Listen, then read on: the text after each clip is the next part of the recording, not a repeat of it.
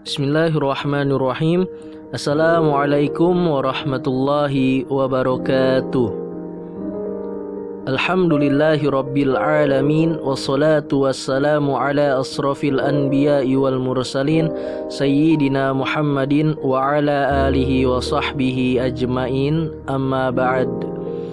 Yang terhormat kepada Bapak Andi Hadianto selaku dosen pengampu mata kuliah Tafsir Maudu'i serta teman-teman kelas PAIA 2019 yang saya banggakan. Kami dari kelompok 5 ingin mempresentasikan tentang kerusakan sosial dan alam dalam pandangan Al-Quran. Kami dari kelompok 5 yang beranggotakan saya sendiri Anggi Setiawan, Ahmad Fadilah, Deti Febriani, dan Fida Nur Aulia. Al-Quran sebagaimana wahyu-wahyu Allah lainnya didakwahkan dan disampaikan oleh para rasul untuk memberikan penjelasan tentang dua model kehidupan, khair yang berarti baik dan syarr yang berarti buruk, atau hak yang berarti benar dan batil yang berarti salah. Kehidupan khair adalah model kehidupan yang ditampilkan oleh para rasul penganjur ajaran Allah. Sementara kehidupan syarr adalah model hidup yang ditampilkan oleh para penentang ajaran Allah. Kehidupan khair sebagaimana yang pernah diperjuangkan oleh para rasul dan nabi revolusioner adalah tantangan sosial yang didasari oleh prinsip kebenaran, kesetaraan, kejujuran, keadilan, dan sejumlah prinsip luhur lainnya yang bersumber dari hati nurani dan kesadaran wahyu. Tatanan sosial ini dalam sejarah kemanusiaan telah terbukti dapat menghantarkan umat manusia kepada kedamaian, kasih sayang, dan keberkahan atau salam rahmah dan barokah. Selanjutnya kita akan membahas mengenai kajian bahasa. Kata kerusakan secara bahasa dalam Al-Quran berasal dari kata fasad ya fasadu. Sedangkan dalam kamus Arab Inggris, yakni rottenness, immorality, corruption, decay, decomposition, dan incorrect. Fasad secara terminologi ada beberapa definisi. Yang pertama, hilangnya keseimbangan pada sesuatu, baik berupa jiwa, fisik, ataupun benda-benda mati. Yang kedua menurut filosof, yakni hilangnya citra yang sebelumnya ada pada materi. Kemudian yang terakhir menurut fuqaha, fasad adalah sesuatu yang asalnya sah secara syar'i, tetapi menjadi tidak sah karena adanya suatu gejala. Jadi kesimpulannya, fasad adalah suatu kondisi disfungsional dan diharmoni dalam aspek nilai etika atau moral, tatanan sosial budaya, tatanan alam organik biologis, baik dalam skala individual ataupun kolektif.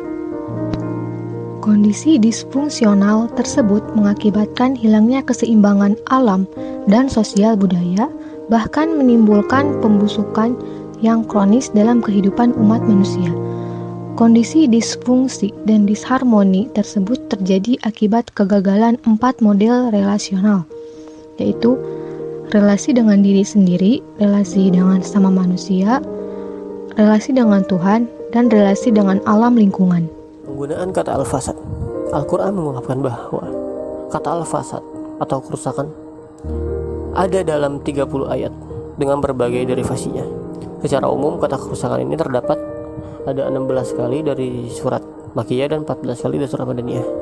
Dan penggunaan berbagai pola derivasi dan tebarannya menunjukkan antara lain, yang pertama, ada penggunaan kata kerja lampau yang banyak ditemukan pada ayat-ayat surah Makkiyah.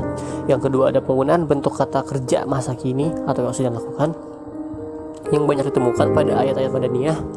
Yang ketiga, ada penggunaan pola pelaku kerja isim fa'il.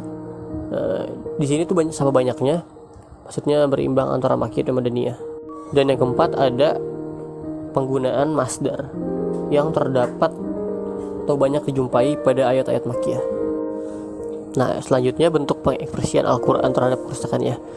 Nah, kalau tadi kan udah disebutkan bahwa kata fasad itu sudah dibagi menjadi dua. Yang pertama dalam surat Makkiyah dan kedua dalam surat Madaniyah. gunanya itu sebagai penghayatan dan menyelami suasana pewahyuan dalam konteks sosiokultural dan psikologis. Dan penganalisasi ini juga terjadi dengan proses mengklasifikasikan ayat-ayat tersebut menjadi madaniyah dan makkiyah. Lalu setelah itu diurutkan berdasarkan kronologis nuzululnya dan hasilnya sebagai berikut. Teman-teman bisa lihat nanti di materinya. Itu ada 2 ayat-ayat makkiyah dan ayat-ayat madaniyah. Selanjutnya saya akan mengambil beberapa contoh untuk penggambaran lebih jelasnya. Untuk pertama saya ambil contoh surat makkiyah. Nah, kata fasad ini terdapat dalam surat Al-Fajr ayat 12, di mana di sini menjelaskan demoralisasi surat pertama di Makkah dan yang mengandung kata fasad. Sobuni mengatakan banyaknya kerusakan pada ayat ini yang mengartikan mereka untuk melakukan banyak kezaliman, kejahatan, pembunuhan, perbuatan. Maksudnya adalah kata fasad ini menunjukkan dari sifat-sifat kerusakan pada zaman itu. Dan fasad dalam ayat ini juga menggambarkan figur seperti Firaun, kaum Samud, dan kaum Ad. Digambarkanlah figur yang merasa cepat puas, takabur, mudah berkeluh kesah, dan tidak sabar. Dan selanjutnya saya akan memberi contoh dalam surat Madaniyah, yaitu terdapat di dalam surat Al-Baqarah ayat 11 dan 12. Ini konspirasi jahat ayat pertama yang mengandung kata fasad. Nah, di sini ungkapan fasad ini berkaitan dengan orang-orang munafik di Madinah. Dan yang dimaksud ini adalah kekufuran, kemaksiatan dan pelanggaran yang mereka lakukan terhadap larangan-larangan Allah. Ayat ini juga mendapat kecaman keras. Ayat ini merupakan kecaman keras dalam Al-Quran terhadap beberapa orang di Madinah yang secara lahiriah menampakkan dukungan terhadap ajaran Allah, namun secara diam-diam merencanakan upaya sabotase terhadap dakwah. Ini masuk ke dalam munafik tadi. Nah, mereka itu mempromosikan diri sebagai orang-orang reformis, namun sesungguhnya mereka adalah pengacau dan perusuh. Ya, mereka ini hanyalah golongan oportunis yang sekedar mencari keuntungan pragmatis demi memenuhi hawa nafsu sendiri. Selanjutnya kita akan membahas mengenai analisis ekspresi Al-Quran tentang kerusakan. Seperti yang telah disebutkan sebelumnya, bahwa kata fasad beserta derivasinya tersebar pada surat Makkiyah dan Madaniyah. Tujuan dari pengelompokan ini adalah untuk memudahkan dalam melakukan analisis.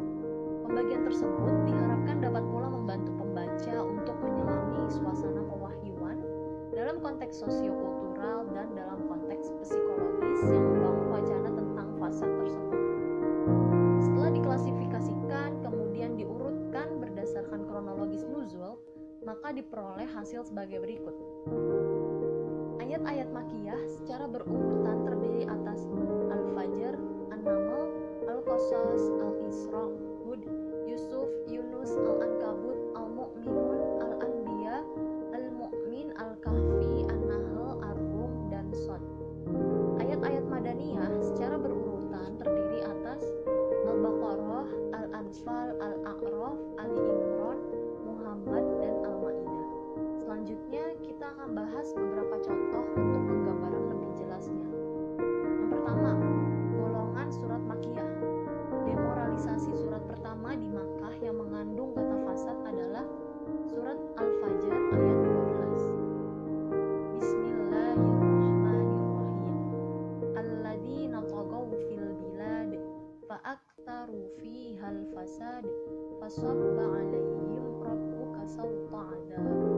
As-Sobuni mengatakan banyak kerusakan pada ayat ini yang mengartikan mereka melakukan banyak kezaliman, kejahatan, pembunuhan, perbuatan-perbuatan maksiat lainnya. Fasad dalam ayat ini menggambarkan figur seperti Firaun, kaum Tsamud, dan kaum Ad. Digambarkan figur yang merasa cepat puas, takabur, berkeluh kesah, dan tidak sabar.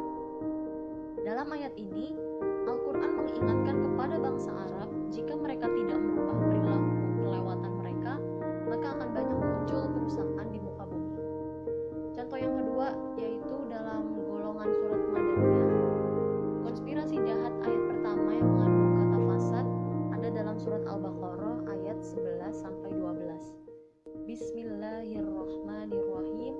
Wa idza qila lahum la tufsidu fil ardi qalu inna nahnu muslihun.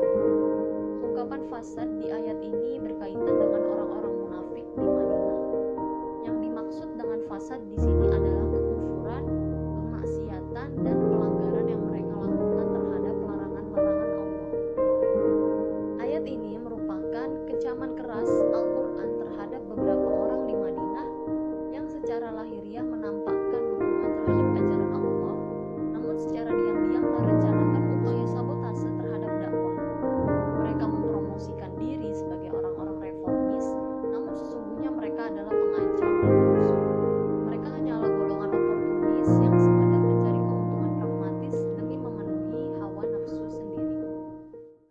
Al-Quran memberikan perhatian serius terhadap setiap fenomena kerusakan yang terjadi di muka bumi.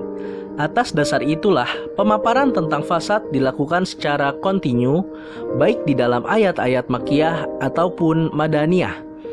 Pembahasan yang serius tentang fasad oleh Al-Quran bertujuan untuk membina dan memelihara iman.